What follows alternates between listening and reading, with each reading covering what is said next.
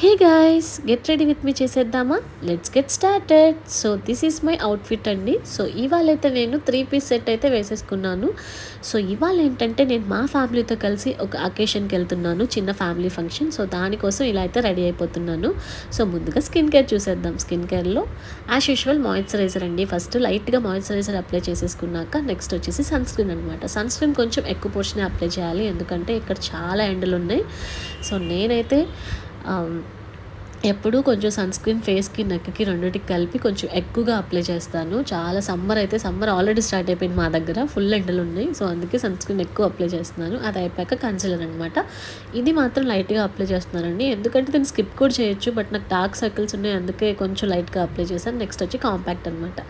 అయిపోయాక లిప్స్టిక్, నాకు ఎంతో ఇష్టమైన మెరూన్ కలర్ షేడ్ అనమాట. సో లైట్గా లిప్స్టిక్ వేసేసుకొని నెక్స్ట్ అయితే ఐకి మేకప్ ఏం లేదండి, జస్ట్ మస్కారా, లైట్గా మస్కారా అప్లై చేసేసుకున్నాక కాజల్ అనమాట.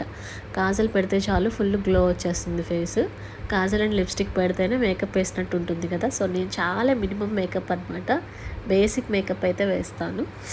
సో నెక్స్ట్ అయితే పర్ఫ్యూమ్ కొట్టేశాక ఫేస్కి అయితే స్ప్రే చేసేసాను. అండ్ నెక్స్ట్ హెయిర్ స్టైల్కి వెళ్ళిపోదాం. హెయిర్ స్టైల్ అంటే మీరు ఏదో అని ఊహించేసేయకండి, నాకు పెద్దగా హెయిర్ స్టైల్స్ రావు. సో నేను ఎప్పుడు కామన్గా వేసే hair style simple hair style.